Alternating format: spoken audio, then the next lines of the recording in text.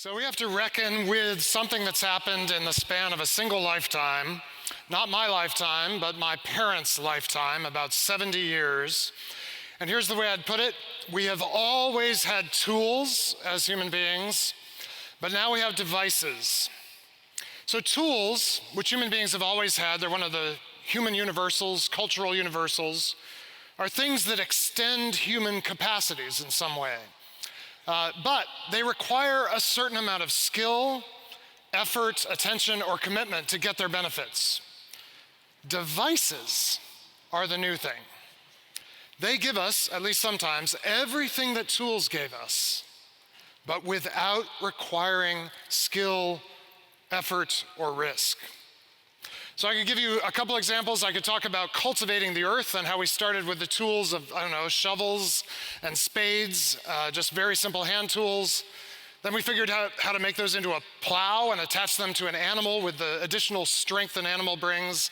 Then you get a tractor, which is a machine tool, you could say, but it still requires a lot of skill to use, as I learned when I was nearly thrown off my grandfather's tractor, learning to drive it when I was 6 years old. But now we have GPS tractors. And I met a farmer who drives one of these, except drive is not quite the right word, because he takes his Kindle books with him, and the tractor just goes up and down the furrows of this massive multi-hectare farm while he gets to read all day as his tractor does the work. That's a kind of device.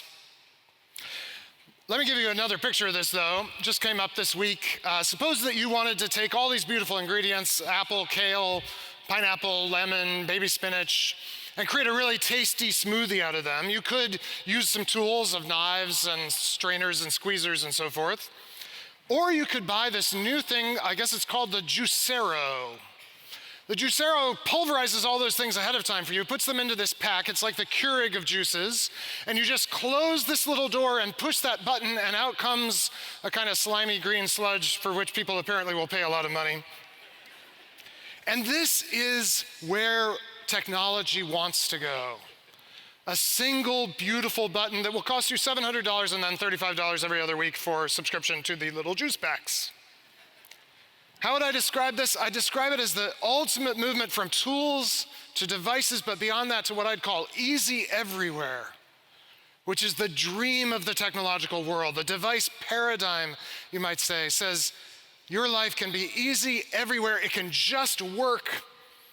It's the foundation of Arthur C. Clarke's famous little aphorism: every sufficiently advanced technology is indistinguishable from magic. And magic is the idea that I could just push a button and get what I want. A world where to have what I want, I don't need skill, don't need effort, don't need attention, don't need risk, just a button. Now, what people sometimes say about technology is they say, well, technology isn't good or bad, it's just neutral. And I understand what we're trying to say when we say that, but I don't think it's right if you think of neutral as being like a car that's in neither drive nor reverse and is just waiting to go wherever you want. Technology wants to go somewhere. It has a drive toward easy everywhere. As a Christian, I don't think I want to say, actually, that things are neither good nor bad. I don't think there's anything neutral in all of creation, certainly not culture. It's meant to be very good. But of course we know that when we distort it and use it based on distorted pictures of God and distorted pictures of God's image bearers, it becomes not good. So the real question we ought to ask about this easy everywhere world of technology is, what is it very good for? And what is it not good for? So I have a couple ideas for you. I think technology, in the sense of easy everywhere access to a kind of effortless power, is very good for production. It's not so good for creation. It's a great way, once you've created something, to extend it. So I'm giving a talk right now that I created, and I'm being assisted in all kinds of ways by technology. But technology actually, that wasn't that much help in creating this talk. Another way to put this is technology is very useful at expressing human capacities, but it's not very good at all at forming human capacities. Because actually, technology did nothing to form me into the kind of person who would have something to offer you in these 18 minutes. In fact, because I'm so easily distracted and infatuated with technology's promise of easy everywhere, I did a kind of rough conservative estimate. I would estimate that technology has robbed me conservatively of several thousand hours of real creation that I've spent instead in various forms of distraction. When I was supposed to be doing the slow, patient, creative work of making something that's difficult work, instead I let easy everywhere give me a simulation of real life.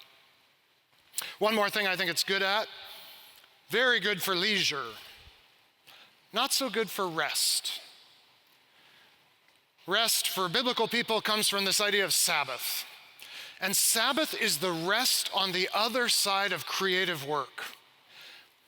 When you press the button on the Juicero, you've done so little. I mean, how could you celebrate what you've done and rest from that demanding activity of pushing that button? Like, there's nothing to celebrate, right? But if you had managed to garden all those things, by the way, there is no place on the planet where you can have an apple, a lemon, kale, spinach, and pineapple all in the same place. But if you could do that, and you worked the ground, and you harvested them, and then you split them open with a knife, and then, mix them together, that would be a Sabbath moment. You only get Sabbath if you have creative work. Otherwise, you just have leisure. There's another dimension to Sabbath that I think is even deeper and more challenging for us. Remember this Sabbath instruction and the unique way in which the commandment for Sabbath given to the people of Israel specifies this: on the seventh day you shall not do any work. Your son or your daughter, your male or female slave, your livestock, even your livestock can't work on the Sabbath, or the alien resident in your towns. True Sabbath, by definition, means rest for everyone in the economic system. But that cannot happen in our world of easy everywhere. For me to enjoy this technology, someone else has to work. You can think of it a little bit like if you watched Downton Abbey back when it was a good television series and became a kind of wacky television series and then ended. Remember, there was the upstairs of leisure, where a privileged group of people got to enjoy wonderful, beautiful things in great leisure. But there had to be a downstairs of a lot more people doing the work. There is a huge downstairs to our world of easy everywhere. And it is not easy downstairs. Downstairs, people are mining the raw materials and rare earth minerals needed for our devices. Downstairs, people right now are keeping the power grid on, the internet up. Downstairs, people are taking apart the devices that we've discarded, filtering the images we would never want to see in our social media stream.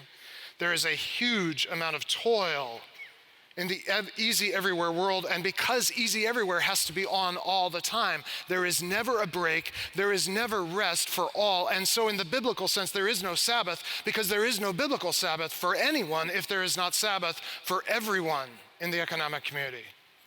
So there's no contradiction between the two following statements. We have more leisure than anyone else in history, and we have less Sabbath rest than anyone else in history.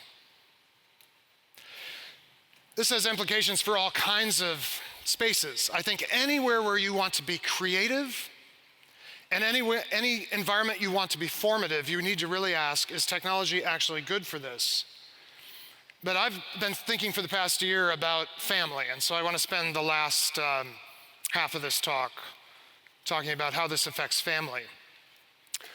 And so think about this. Family is where our creative capacities are first recognized.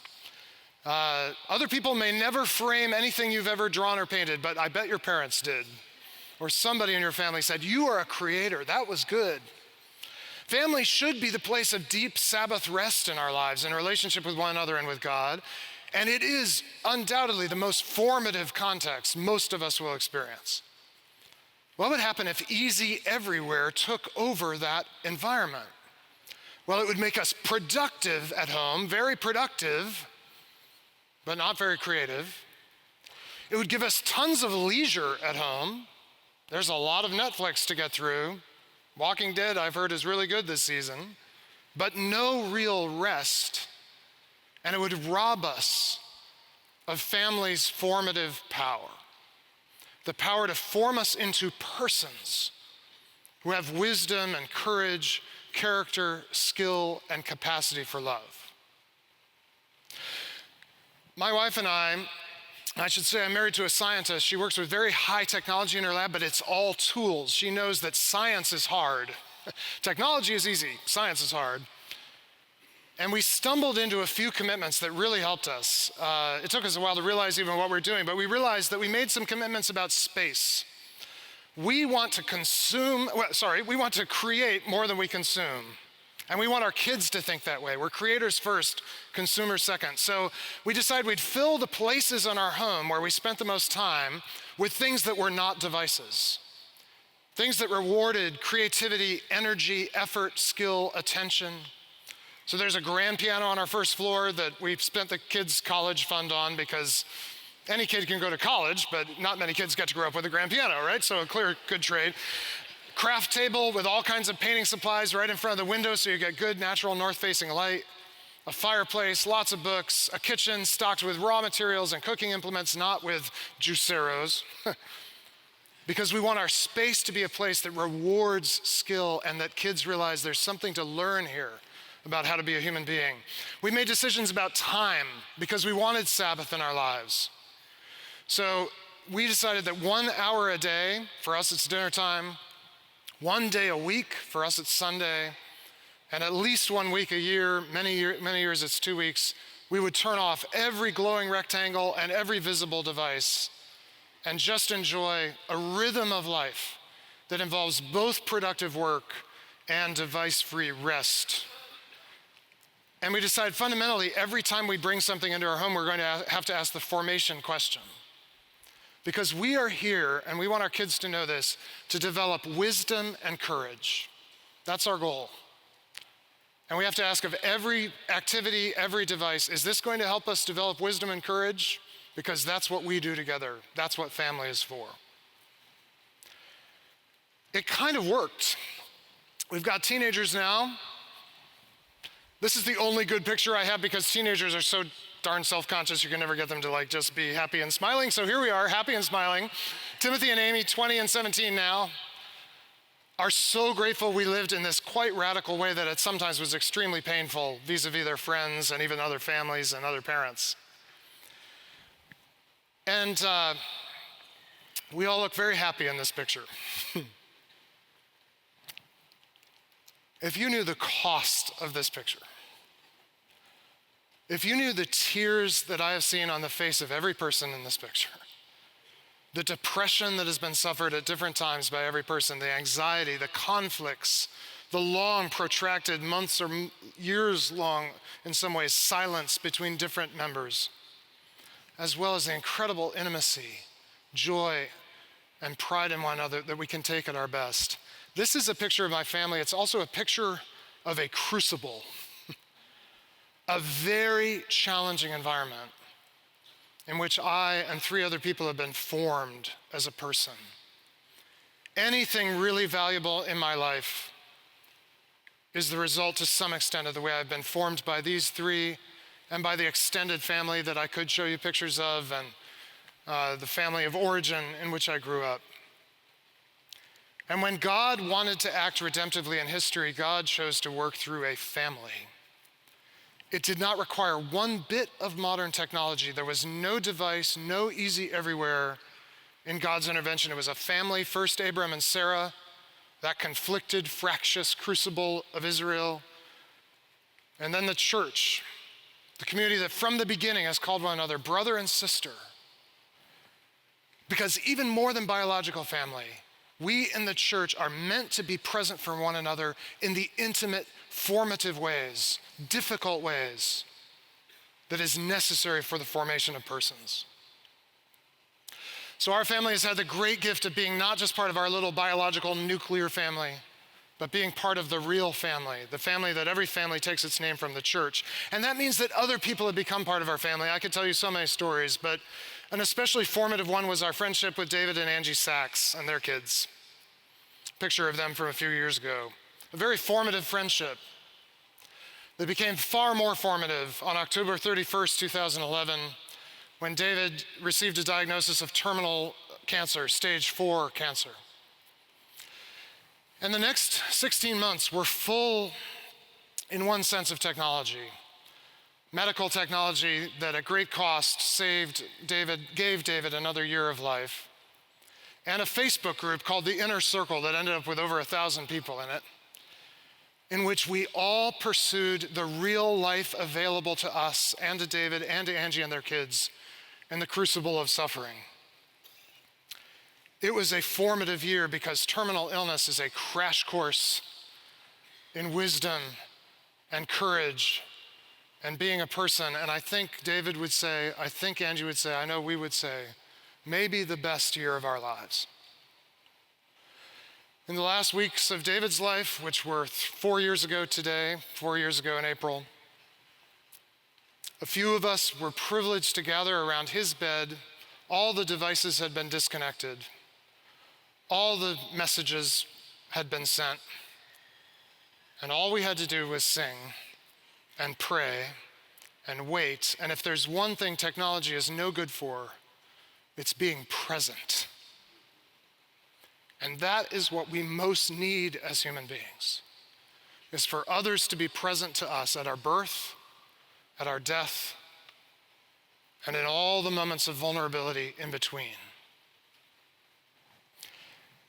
I don't know that we fully realize how much our modern technology is rooted in the ancient dead end of alchemy, the pursuit of the philosopher's stone, the doomed quest never to be fulfilled of finding a substance that if you had it, you could turn all metal to gold, easy wealth everywhere, and could have everlasting life, easy life everywhere, the button you could push to get the universe to do magic for you. It was a mirage. Never existed, never will.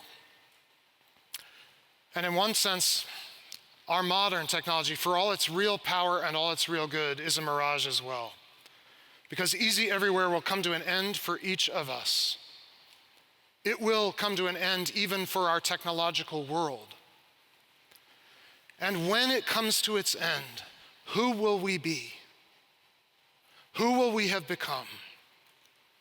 Will we have pursued real creativity, real rest, real intimacy, real wisdom and courage? That is the life I want. I want it for myself. I want it for my children. I want it for my children's children. But I need help choosing it, which is why I've been given family. And in God's plan, you are my family. Let's help one another choose real life together. Thank you.